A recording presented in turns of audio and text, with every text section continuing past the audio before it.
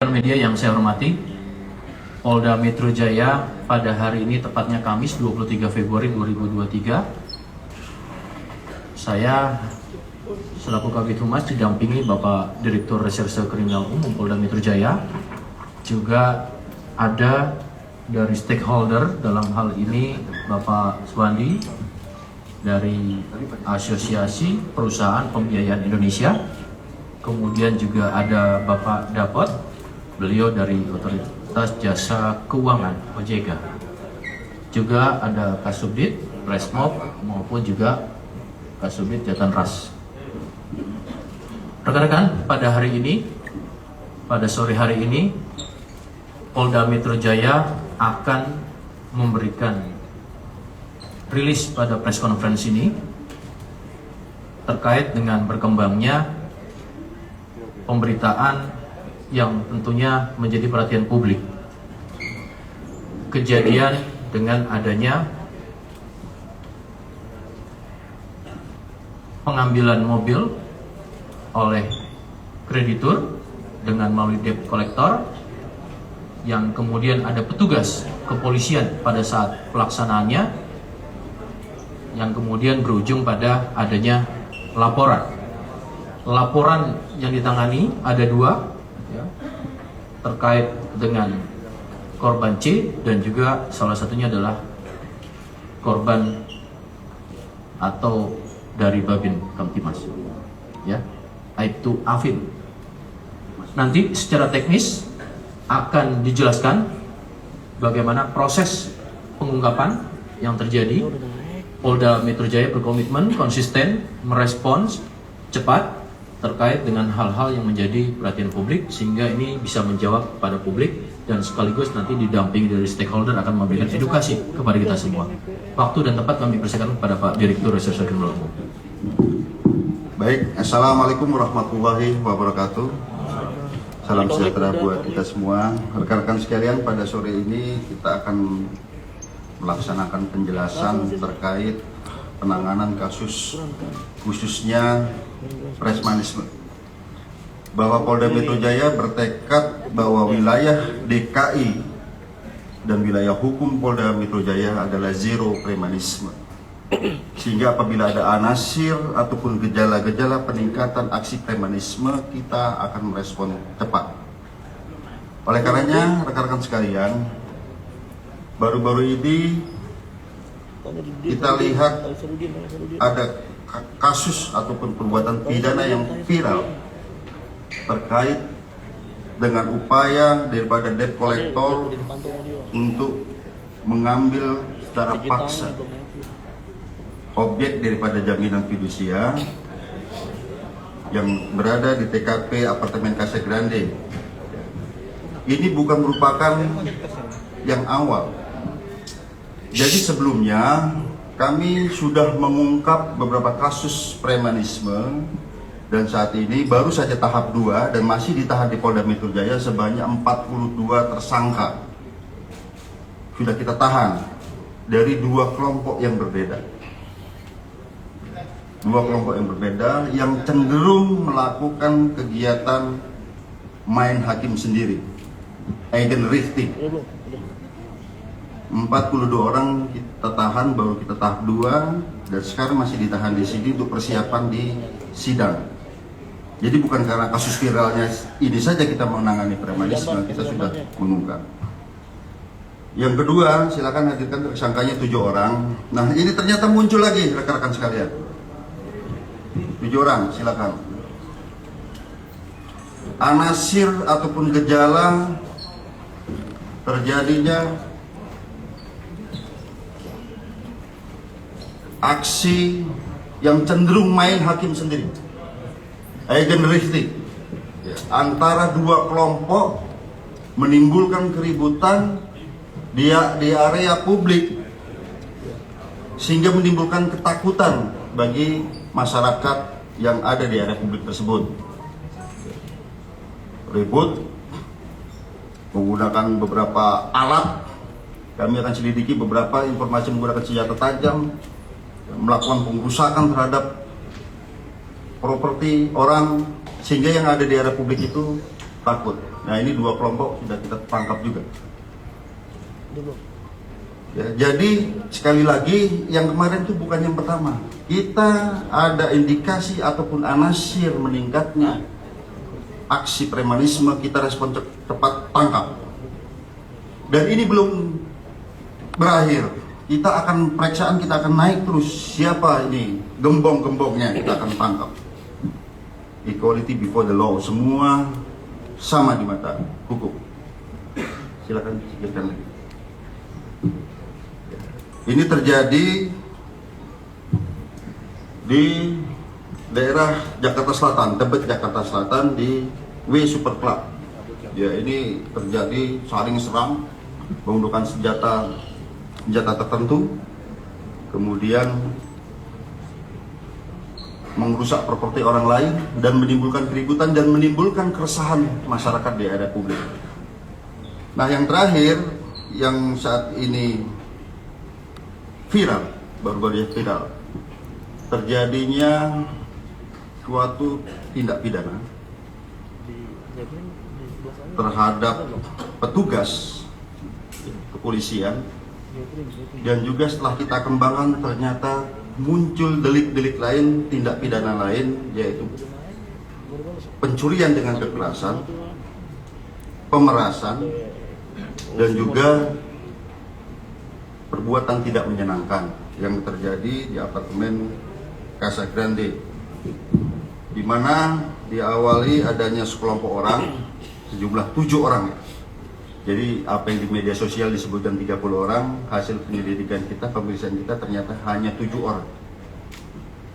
Ini mendatangi korban atas nama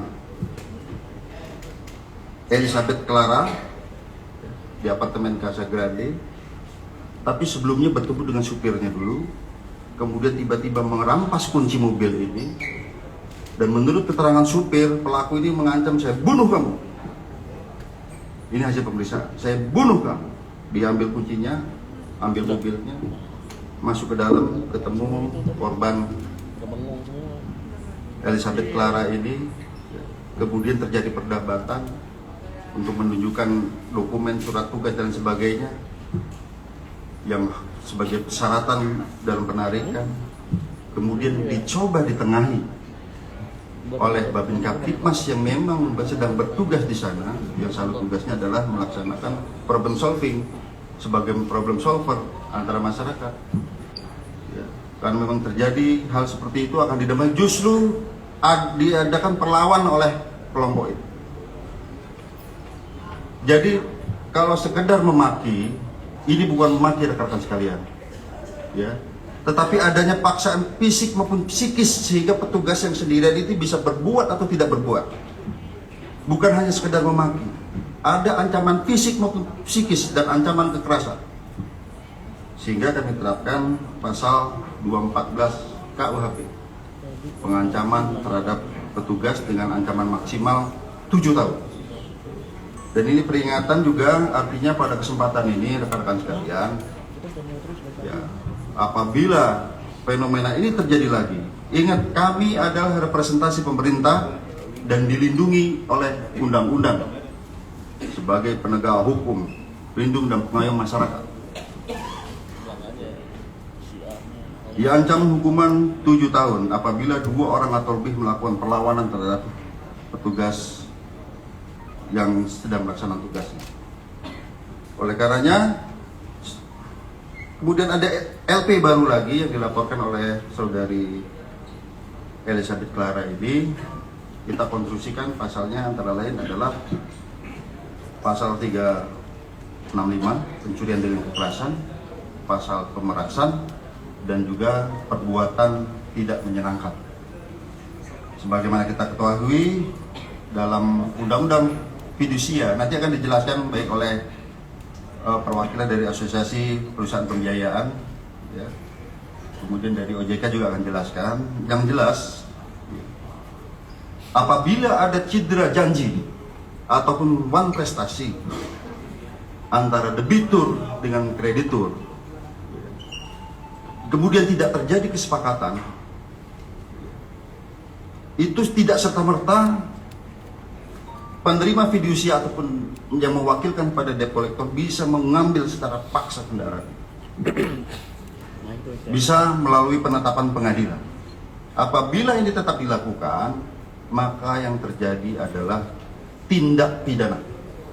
Nah, ini supaya masyarakat juga paham, ya. Jangan sampai nanti tiba-tiba debt collector yang memaksa mengambil itu menjadi tindak pidana baru. Nah, apalagi kita rangkaikan tadi ada perlawanan terhadap petugas, kita konstruksikan dengan pasal ini. Sekarang sedang kita adakan pemeriksaan terhadap pelaku 7 orang ini. Kami respon cepat, kita tangkap pada hari pertama 2 orang. Kemudian baru tadi pagi tiba dari Provinsi Maluku, ya, Pulau Saparua. Dari Ambon 2 jam lagi nyebrang laut kita tangkap. Jadi kita serius dalam menangani ini, keresahan publik ini, dan kami masih mengejar 4 orang yang lain. Jadi dalam konstruksi pasal kami ada perbuatan melawan hukum. Walaupun yang bersangkutan membawa surat perintah tugas dan sebagainya itu menjadi instrumental delik, alat kejahatan, karena yang terjadi adalah paksaan dan ancaman kekerasan. Kami sudah mengejar 4 orang lagi. Yang pertama bernama Eric Johnson Saputra Simangunsong. Ya, kalau di media sosial itu yang garis-garis biru. Dan ternyata yang bersangkutan ini residivis. Ya, residivis di Banyumas kasus penganiayaan. Ya, kemudian ada 3 orang lagi, inisialnya BL, JM, JH. Oleh karenanya pada kesempatan ini rekan-rekan sekalian, kami menghimbau terhadap orang-orang ini agar segera menyerahkan diri, karena kami akan kejar terus. Dan setelah ini aku akan sebar daftar pencarian orang termasuk foto-fotonya ke seluruh kantor kepolisian untuk sama-sama menangkap yang orang itu. Ya. Ini tidak boleh lagi terjadi perlawanan terhadap petugas dan juga mengintimidasi masyarakat, tidak boleh terjadi. Ini contoh yang sangat buruk. Oleh karenanya kami pada kesempatan ini ingin memberikan deterrence secara spesialis buat pelaku tindak pidana ini, maupun secara generalis. Jangan ada yang coba-coba lagi, debt collector lagi, preman-preman yang lain berbuat seperti ini, khususnya di wilayah hukum Polda Metro Jaya. Jadi deterrence secara spesialis maupun generalis kami akan kejar. Ya. Oleh karenanya rekan-rekan sekalian, ini penyidikan sedang berlangsung. Ya, memang karakteristik premanisme ini rekan-rekan sekalian itu ada yang namanya fenomena silent sound, suara-suara diam. Masyarakat itu sebenarnya takut, resah, tapi kalau mau melaporkan ke polisi dia juga takut karena diancam. Ini terjadi.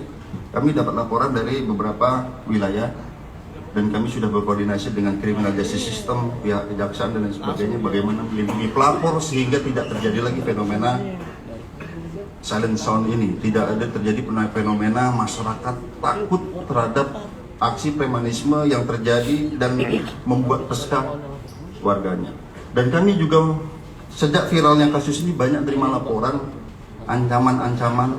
Ya, kami ada rekamannya semua, sehingga orang ini takut lapor ke polisian. Jadi ini tanggung jawab kita bersama. Kalau ada fenomena seperti ini segera laporkan ke pihak kepolisian. Direktif Kapolda Metro Jaya dan juga perintah Bapak Kapolri berantas premanisme. Tidak ada lagi terjadi intimidasi terhadap warga, terjadi ancaman-ancaman dan menimbulkan keresahan ataupun fear of crime di kalangan masyarakat. Saya kira demikian. Terima kasih. Rekan-rekan, sebelum pertanyaan ada yang mau disampaikan dulu ya. Pertama dari OJK dulu ya. Pak Dapot akan menyampaikan terkait dengan bagaimana fenomena ataupun aturan regulasi yang memang diketahui. Baik, terima kasih. Di sini kami dari OJK akan menyampaikan ketentuan-ketentuan yang diberlakukan kepada debt collector ini. Jadi sebenarnya aturan terkait penagihan dari perusahaan pembiayaan itu sudah tertuang secara detail dalam pasal 47 sampai dengan 52 di POJK nomor 35 tahun 2018, yaitu tentang penyelenggaraan usaha perusahaan pembiayaan. Jadi pada dasarnya OJK sudah mengatur terkait penagihan sehingga itu diperkenankan. Perusahaan pembiayaan itu bisa melakukan kerjasama dengan debt collector itu untuk melakukan fungsi penagihan kepada debitur sesuai dengan POJK, di mana pengaturan itu terkait dengan yang pertama, perusahaan debt collector itu harus dalam bentuk PT, dan kemudian pegawai-pegawai yang melakukan penagihan itu sudah harus mendapatkan sertifikasi penagihan. Itu yang dikeluarkan oleh SPPI, sertifikasi perusahaan pembiayaan Indonesia. Kemudian juga di dalam melakukan penagihan, kalau ada terjadi sesuatu hal seperti demikian ini yang bertanggung jawab tetap harus adalah perusahaan pembiayaannya. Di perjanjian kerjasama juga itu harus diungkapkan bahwa apabila terjadi hal yang tidak diinginkan dan menimbulkan perbuatan yang melanggar hukum, contoh seperti tadi, dalam hal ini seperti pidana, itu tetap yang bertanggung jawab adalah perusahaan pembiayaannya. Nah, dalam melakukan penagihan ini mungkin juga sebagai edukasi kepada masyarakat bahwa yang melakukan penagihan ini dia harus membawa dokumen yang lengkap. Yang pertama adalah surat tugas dari perusahaan pembiayaannya. Di dalam surat tugas itu jelas bahwa yang melakukan penagihan adalah si ABC, gitu. Nah, kemudian juga harus membawa sertifikat fidusianya. Jadi kendaraan pemotor ini biasa yang memperoleh pembiayaan dari perusahaan pembiayaan itu diagunkan dengan diikat secara fidusia. Itu ada undang-undang fidusia tersendiri. Kemudian juga yang tadi sertifikat sudah, kemudian harus membawa dokumen-dokumen lengkap seperti bahwa perusahaan sudah mengenakan peringatan 1, 2, 3. Nah, itu semua sudah harus dibawa sekaligus di situ. Nah, jadi apabila itu tidak disampaikan oleh perusahaan atau debt collector ini, masyarakat bisa menolak. Silakan menolak kalau terjadi sesuatu hal seperti tadi, intimidasi atau perbuatan yang tidak menyenangkan, lapor polisi aja kalau kayak gitu, karena dia tidak memenuhi ketentuan yang disampaikan oleh OJK. Nah, kemudian juga yang perlu kami sampaikan di sini, apabila tidak ada kesepakatan antara perusahaan pembiayaan dengan debiturnya, walaupun itu sudah lengkap dokumennya, kalau terjadi secara yang bisa membahayakan, perbuatan tidak menyenangkan, silakan saja ke kantor polisi. Biar nanti situ polisi yang nanti akan menengahi apakah nanti ini mau ditindaklanjuti secara hukum, itu adalah wewenang kepolisian. Jadi, nah itu yang bisa kami sampaikan. Dalam kejadian ini memang kami sangat menyayangkan bahwa hal ini bisa terjadi, bagaimana debt collector bisa membuat sebagaimana yang disampaikan Pak Hengki tadi, perbuatan tidak menyenangkan maupun mengintimidasi, memaki, bahkan lebih dari itu, yaitu sangat menyayangkan. Karena memang kalau kami melihat bagaimana proses memperoleh sertifikasi itu sebenarnya kalau itu dijalankan dengan benar, itu tidak akan terjadi seperti ini. Dimana kalau ada bentrok, itu mundur, perusahaan debt collector itu akan mundur. Dia nggak mau, sebenarnya tidak diperkenankan dia untuk fisik.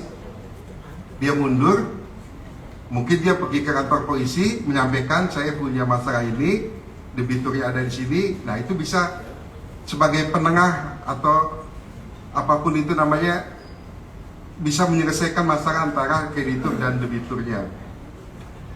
Kemudian juga ini juga sebagai edukasi bahwa pada prinsipnya seseorang yang memperoleh pembiayaan baik itu dari bank maupun perusahaan pembiayaan itu juga diimbau agar bisa disiplin membayar cicilan untuk menghindari penarikan baik dari perusahaan pembiayaan maupun perusahaan jasa penagihan. Di samping itu juga kami dari OJK menghimbau kepada debitur maupun calon debitur itu untuk meneliti, membaca dengan teliti perjanjian pembiayaannya. Karena di perjanjian pembiayaan itu ada perjanjian yang namanya wan prestasi. Ada pasal yang menyebutkan wan prestasi. Yang wan prestasi itu bagaimana isinya, misalnya apakah tidak membayar cicilan sampai dengan berapa hari atau berapa bulan, itu semua ada di perjanjian itu. Kemudian kalau perjanjian ini tidak dipenuhi, prestasi ini tidak dipenuhi, maka akan dikeluarkan surat peringatan 1, 2, 3 dan bisa dilakukan penagihan oleh perusahaan pembiayaan. Ini penting saya sampaikan karena kami pun banyak menerima pengaduan dari debitur, meskipun sebenarnya debitur itu yang melakukan tunggakan. Nah, dalam hal ini pun kami tetap melakukan klarifikasi kepada perusahaan pembiayaan, masalahnya bagaimana, dan tetap kami tekankan itu bisa diselesaikan dengan baik. Karena apabila kami menemukan hal-hal seperti kejadian ini, kami akan melakukan teguran keras kepada perusahaan pembiayaan. Karena perusahaan pembiayaan ini juga mempunyai kewajiban untuk melakukan evaluasi kerjasama perusahaan pembiayaan tersebut dengan perusahaan jasa penagih. Itu dievaluasi tiap tahun.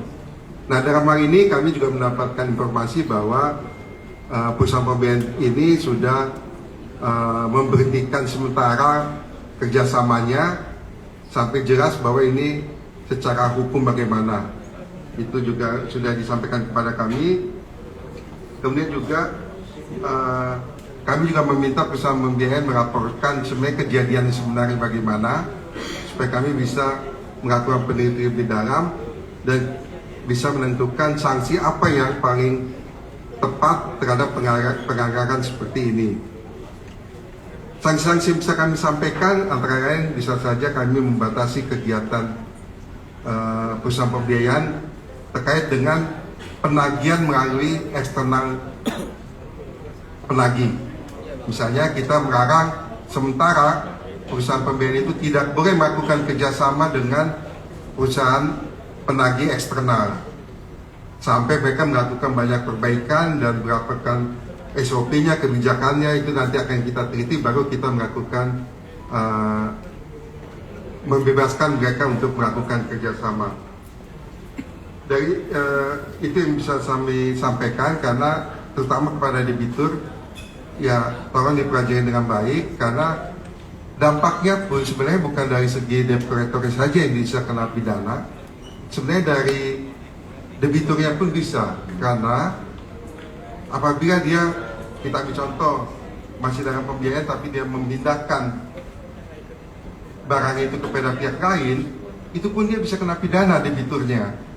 Karena dari beberapa kejadian kita temukan di lapangan, barangnya itu sebenarnya sudah tidak lagi pada debiturnya, tapi sudah dialihkan kepada pihak lain.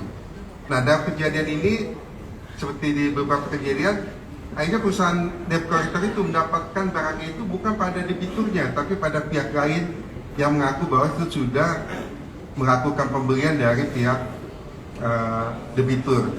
Walaupun secara hukum yang namanya apabila masih dalam pembiayaan, pasti BPKB itu tidak ada pada si debitur.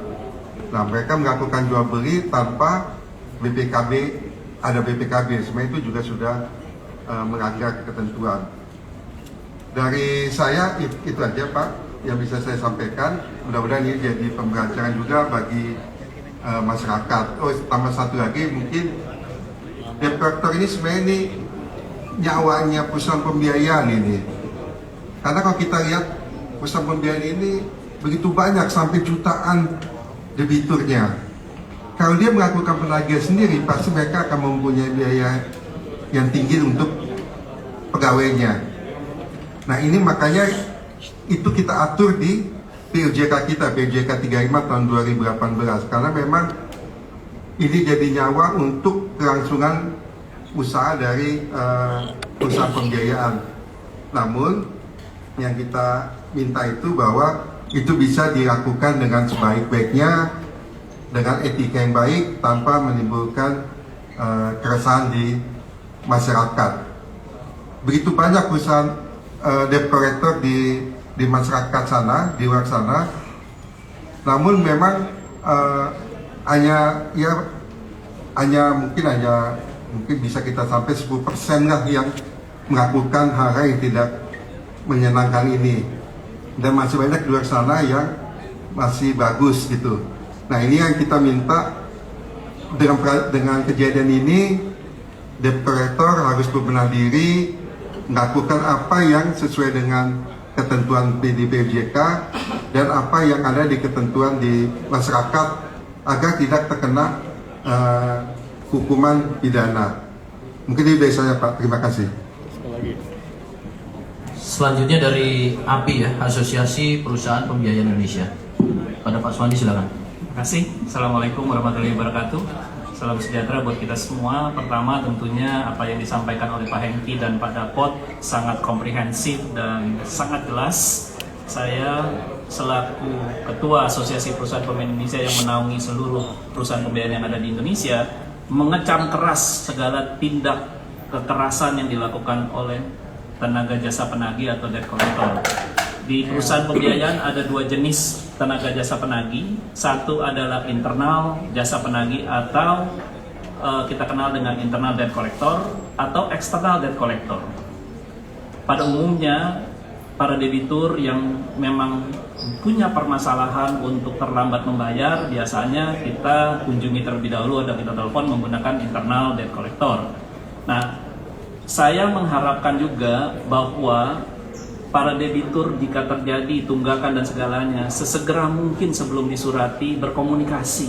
Intinya kan ini hanya komunikasi antara debitur dan kreditur. Kita tidak menginginkan kekerasan ini terjadi. Tadi sudah disampaikan bahwa debitur ini sebenarnya aset perusahaan pembiayaan. Hari ini tercatat 97% masyarakat Indonesia yang kredit sepeda motor dan mobil bayarnya lancar. 3% memang yang masih punya permasalahan, tapi saya yakin ini akan semakin turun. Kenapa? Pertama, karena OJK sekarang sudah menghubungkan seluruh pinjaman-pinjaman, baik pinjaman kecil, besar, dan menengah, ada yang namanya SLIC atau BI checking. Jadi para debitur juga diharapkan jangan sampai terkena BI checking, karena hanya cicilan sepeda motor saja macet, nanti besok lusa kalau mau menikah nggak bisa cicil rumah, nggak bisa cicil motor, mobil, dan lain-lainnya. Nah, syarat-syarat daripada debt collector sendiri juga tadi sudah disampaikan Pak Dapot. Mereka tidak bisa serta-merta turun ke lapangan kalau nggak punya SIM, surat izin menagih, atau kita kenal sertifikasi, ya. Dan sertifikasi ini sebenarnya proses monitoring juga. Artinya apa? Pada saat mereka melakukan tindakan perbuatan yang tidak menyenangkan dan akhirnya menjadi pidana, si debt collector ini akan susah. Kenapa? Kita akan cabut dari asosiasi. SIM-nya kita akan cabut, kan juga di Polda juga ada SIM motor mobil, kalau dia melanggar terus dicabut gitu ya Pak Hengki. Kita akan cabut dan itu adalah hukuman yang paling akhir. Dan sekarang ini sudah ribuan debt collector yang sudah kita cabut karena melakukan tindakan-tindakan yang tidak humanis. Tindakan itu kita selalu sampaikan harus humanis. Syarat-syaratnya tadi sudah disampaikan. Syarat penarikan itu apa? Dan yang paling sedih, dan saya malu sekali, ini sudah berulang kali terjadi, Pak. Bahwa saya sudah menyampaikan bahwa eksekusi itu harus disertai surat kuasa. Manakala surat kuasa itu satu orang yang diberikan kuasa, tadi disampaikan 7 orang. Ini yang dan kawan-kawannya ini siapa? Ya, Ini kan ada yang pasal pengeroyokannya jadi, yang tadinya mungkin perusahaan pembiayaannya benar, jadi dia tidak benar, karena akhirnya mengarah kepada pidana, merugikan perusahaan pembiayaan itu sendiri. Ini yang terjadi. Jadi saya menghimbau dari pihak kreditur, teruskanlah SOP-nya harus jelas kepada karyawannya, baik internal maupun eksternal, bahwa sudah kita pilih debiturnya, baik buruknya yang terjadi, haruslah juga menjalankan proses-proses eksekusi itu dengan benar yang ada diatur dalam Undang-Undang Fidusia, yang ada diatur oleh OJK dalam pasal 47 sampai 52 POJK 35. Itu semuanya sudah terus dengan terbuka dan siapapun bisa membacanya.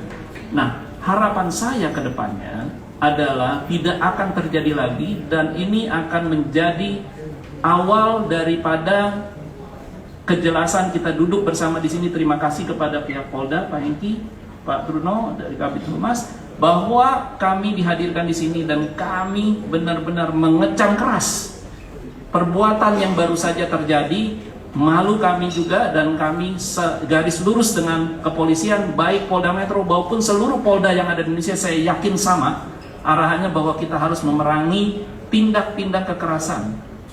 Masalah hutang piutang perdata loh, bukan pidana. Pidana tadi terjadi kalau ada pengalihan, dijual di bawah tangan. Tapi masyarakat juga saya himbau, jangan pernah mau membeli kendaraan hanya dengan bermodalkan STNK. STNK itu kan semen surat tanda sudah membayar pajak, bukan kepemilikan. Kepemilikan itu adalah BPKB, yang sah BPKB. Jadi debitur pun bisa juga akhirnya terkena pidana kalau akhirnya dia masuk, misalnya membeli kendaraan di bawah tangan, akhirnya dia kena pasal 480. Ini yang mesti diketahui dari pihak debitur dan kreditur. Sekali lagi, tadi Pak Hengki menyampaikan bahwa debitur nggak usah takut. Tanyakan 4 surat-surat yang penting. Bawa nggak dia surat peringatan? Bawa nggak sertifikat jaminan fidusia?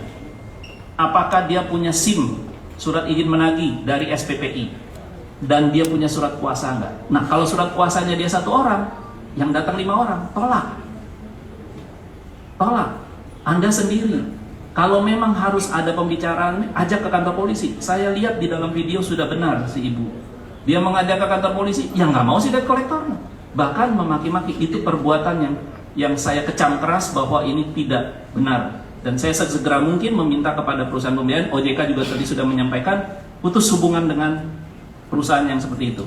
Karena kita tidak menginginkan itu. Kita di industri jasa keuangan ada aturan mainnya. Ada OJK, ada aturan main, ada POJK-nya, ada peraturan OJK-nya. Keras OJK akan melakukan tindak tegas kepada kami direktur dan komisaris. Bisa juga nanti dicopot, nggak bisa jadi direktur dan komisaris. Hukumannya, untuk Bapak Ibu sekalian tahu, kalau kami dilaporkan dan kami terus ada soal begini, kami tidak bisa bekerja lagi di industri keuangan. Minimal 2 tahun, maksimal 20 tahun, sama dengan pidana Pak. Jadi kami pun ada hukumannya.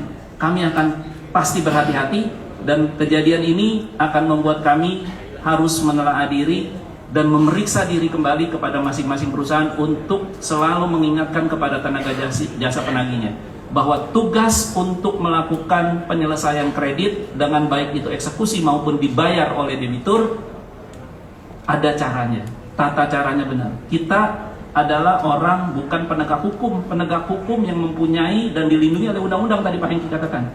Kalau kita melakukan secara mandiri, secara tindakan itu secara hukum, artinya kita sudah melanggar undang-undang. Nah, jadi kita bisa kena tindak pidana. Jadi itu saja yang saya bisa ingin sampaikan, bahwa MK pun sudah tadi dijelaskan. MK menyampaikan bahwa eksekusi itu harus ada kesukarelaan dari debitur. Nah, jadi dalam hal ini kalau debiturnya masih ada, unitnya masih ada, kami siap mau ke pengadilan, mau kemanapun juga, karena mobilnya masih dipegang oleh debitur, betul nggak Bapak ini? Nah, yang kita khawatir kalau debiturnya ada, unitnya sudah tidak ada, abu-abu. Yang ketiga, itu kan udah melanggar pidana kan kalau unitnya sudah dialihkan. Atau debiturnya tidak ada, unitnya ada sama orang lain, debiturnya udah keluar pulau nih. Nah, itu boleh dieksekusi. Tapi pun, kalaupun itu mau dieksekusi, jangan bikin keributan di masyarakat. Itu pesan dari saya. Kami sudah menyampaikan bahwa apapun bahwa itu terjadi pelanggaran, ada penegak hukumnya. Dan kita tinggal bawa kepada polisi untuk menyampaikan, ini loh, data-datanya ada di pihak ketiga. Terjadi pasal 480. Polisi akan melakukan pemanggilan-pemanggilan. Jadi clear bahwa semuanya ini, dan teman-teman media, rekan media juga sudah melihat selama masa Covid 3 tahun berita seperti ini. Saya merasa bahwa kita sudah berhasil dengan OJK melakukan restrukturisasi, rescheduling, diskon, pengurangan, dan lain-lainnya. Dan terjadi hari ini, sedih banget. Saya sedih dan saya mohon maaf Pak, ini terjadi. Tapi yang saya yakini bahwa semua aturan sudah ada di OJK, di APPI maupun SPPI, kita akan semakin menerapkan kode etik yang pastinya kita akan melakukan blacklist terhadap semua karyawan-karyawan yang melakukan tindak-tindakan yang meresahkan masyarakat. Masyarakat, Bapak Ibu semua, debitur adalah aset perusahaan pembiayaan. Kalian bukan, karena yang menghidupi ekonomi Indonesia adalah masyarakat Indonesia sendiri, bukan siapa-siapa. Tapi selalu ingat, bayarlah kredit dengan tepat waktu, karena kami pun pinjam duit sama bank. Dan bank pinjam duit sama siapa? Sama Bapak Ibu semua loh. Kita yang menabung di situ. Jadi kita harus saling menjaga dan mengingatkan kepada siapapun kalau yang nggak bayar kredit, takut nih kalau nggak dibayar, bank nggak dibayar, masyarakat penabung nggak dibayar. Jadi ini semua rantai uang, alur uang ini semuanya juga masyarakat juga yang pegang. Jadi kita sebenarnya mengelola dana masyarakat bersama. Itu kira-kira yang saya bisa sampaikan. Billahi taufiq wal hidayah. Wassalamualaikum warahmatullahi wabarakatuh. Waalaikumsalam. Rekan-rekan, ada yang mau ditanyakan? Izin saya Erika dari Harian Kompas. Untuk Polda atau Pak Hendy, terkait yang 7 untuk yang tersangka kasusnya Clara ini, apakah ada satu debt collector yang resmi yang punya mengantongi sertifikat? Terus kan tadi ditampilkan ada 6, sementara yang ditangkap baru 3 ya. Nah ini berarti yang sisanya itu siapa? Kemudian untuk artinya atau mungkin OJK soal debt collector ini kan mereka ini juga ya ada kesulitan mereka karena juga ditekan kayak dengan target-target gitu Pak dari perusahaan pembiayaan gitu kan untuk mengejar piutang gitu. Nah ini terus mereka juga kan kalau yang saya dapat di lapangan gitu di kolektor ini mereka kerjanya sesuai kinerja gitu. Jadi kalau semakin banyak mendapatkan berhasil menarik utang itu mereka akan semakin tinggi gajinya gitu. Nah ini ada solusi nggak Pak untuk supaya rantai ini yang membuat debt collector mungkin jadi bersikap anarkis atau gimana itu bisa dikurangi gitu Pak. Terima kasih. Baik, yang pertama pertanyaannya akan dijawab Pak Direktur, silakan. Yang pertama, ini mungkin salah persepsi ya. Jadi tadi kami jelaskan ada 3 kelompok besar atau 3 kejadian dari aksi premanisme yang Polda Metro tangani. Jadi maksud kami bukan karena kemarin viral kemudian kita tindak preman, tidak. Sebelumnya 42 orang ini melakukan main hakim sendiri, mengibat orang luka-luka dan sebagainya di depan petugas. Di depan petugas. Sudah kita tindak 42 orang, baru tahap 2 dan sebentar lagi sidang. 2 kelompok juga nih. Nah yang 7 orang itu sama. Ini baru saja terjadi keributan antar 2 kelompok, meresahkan masyarakat, menggunakan alat-alat, merusak properti orang lain, ya, meresahkan masyarakat. Kita tangkap, dan ini belum selesai. Ini komandan-komandannya nih, ketua kelompok-kelompok akan kita kejar juga nanti. Nah yang terakhir dari kejadian kemarin yang debt collector itu yang beredar di media sosial kan 30 orang. Faktanya yang hasil pemeriksaan kami itu 7 orang. Ya, dari 7 orang ini kami konstruksikan semuanya adalah tersangka. Ya, kita bisa amankan 3 orang. Ya, yang memiliki sertifikat dan lain sebagainya hanya 1 orang. Nah, 4 orang masih kita kejar, termasuk yang viral, yang utama, yang baju garis-garis biru itu, ya, itu merupakan residivis yang kita sedang kejar sekarang. Tim kami sudah menyebar. Lanjutnya siapa?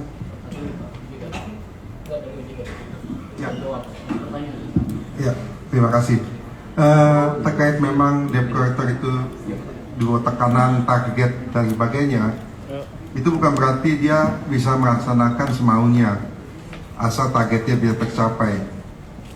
Tetap dia harus melakukan langkah-langkah dari segi etika, tidak melakukan pelanggaran.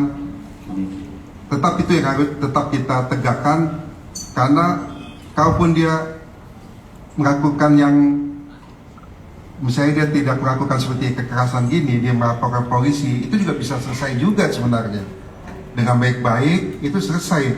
Jadi nggak ada alasan bahwa target ketat sehingga bisa melakukan semaunya aja. Mungkin dari kami itu. Terima kasih. Pak Dir izin. Balik. Siapa tadi? Pak Dir izin. Tolong Siapa dari Detikom izin bertanya. Yang pertama soal duduk perkara, Pak. Sebetulnya Clara ini tuh betul-betul menunggak atau enggak sehingga berujung pada penarikan itu. Yang kedua, menambahkan soal pertanyaan Mbak Erika tadi, yang tadi Pak Dir sebutkan hanya satu orang yang mengantongi izinnya. Boleh disebutkan Pak siapa yang mengantongi izin? Terima kasih banyak. Silakan secara teknis mungkin dari Kasubit ya.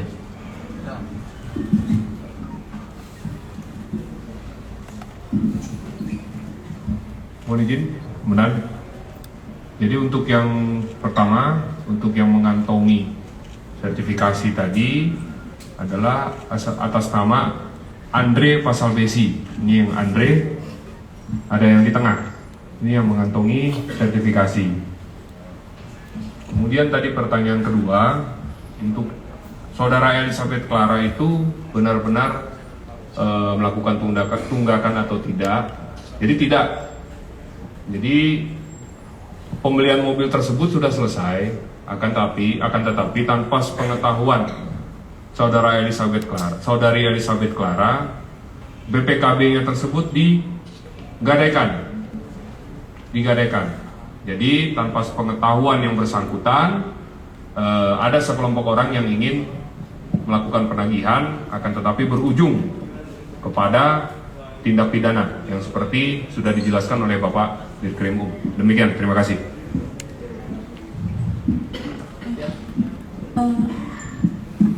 Ya, Pak izin nanya, saya Isma dari Alinews. Apakah ada pelaporan balik nih dari pihak dekorator? Karena kemarin kan tersiar kabar kalau Clara ini dia memalsukan surat-surat dan plat nomornya. Terima kasih. sampai sekarang tidak ada laporan balik. Tetapi seandainya laporan pun kita akan terima. Kalau terkait plat nomor kita limpahkan ke lalu lintas. Kalau ada yang lain kami akan periksa apakah ini merupakan delik atau tidak. Tapi melalui kesempatan ini saya ingin berpesan ya, pada 4 orang ini yang preman berkedok debt collector itu. Kemarin kayaknya gagah sekali gitu ya, gagah serem ya. Sekarang kok lari terbirit-birit ya. Kemarin macan sekarang jadi kucing ya. Anggota kami sedang kejar semua itu ya. Ini cuma pelajaran kenapa saya harus berkata tegas seperti ini. Kami ingin menciptakan efek deterrence, efek jerah secara spesialis buat pelaku-pelaku ini yang ada di belakang maupun yang belum tertangkap maupun secara generalis. Gak ada preman-preman lagi yang beraksi di DKI Jakarta khususnya ya. Jadi pesan kami segera menyerahkan diri ataupun kami kejar. Kalau melawan kami tindak lebih keras lagi. Sebagian pelajaran buat diri kami dalam rangka melaksanakan merespon keresahan masyarakat. Jadi jangan ada lagi tindakan seperti ini. Saya kira demikian, terima kasih. Satu lagi, Mas Tria. Pak Kabit, izin Tria dari Kompas.com menambahkan beberapa pertanyaan sudah ditanyakan tadi. Tadi kan dijelaskan kalau misalkan hanya satu yang memegang sertifikasi. Nah, apakah udah digali belum Pak untuk alasan dari si pemegang sertifikasi ini mengajak rekan-rekannya 6 orang lain untuk ikut serta dalam proses penagihan? Dan tadi juga dijelaskan sama Pak Kasubdit kalau misalkan ternyata BPKB atau surat kendaraan yang dimiliki oleh korban ini ternyata diam-diam digadaikan. Apakah itu juga pihak yang menggadaikan secara diam-diam juga akan diselidiki Pak pihaknya, dan apakah ada unsur pidana di sana? Kemudian ke OJK sih Pak, tadi kan dijelaskan kalau misalkan kalau perusahaan pembiayaan ini menjadi penanggung jawabnya gitu Pak kalau misalkan ada pelanggaran. Nah, sanksi terberat apabila emang ada perusahaan pembiayaan yang nakal gitu Pak, yang memang menugaskan karyawan eksternal untuk segera menagih utang dengan cara-cara yang kasar, sanksi terberat apakah sampai ke pencabutan izin usahanya Pak atau perusahaannya Pak? Terima kasih. Pertama, Kasubdit dulu ya.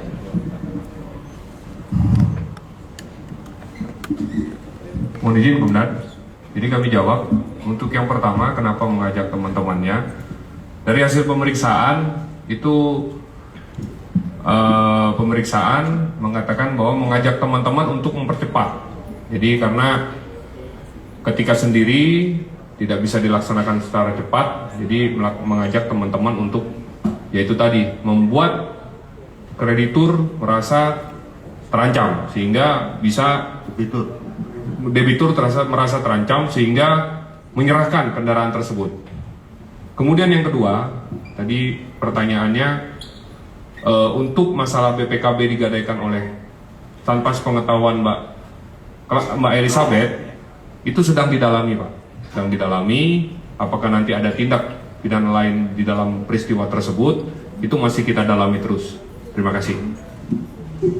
Jadi kami tambahkan ya, pemeriksaan ini sifatnya berkesinambungan. Kita akan periksa sehingga nanti bulat kira-kira konstruksi pasal mana yang masuk terhadap peristiwa itu.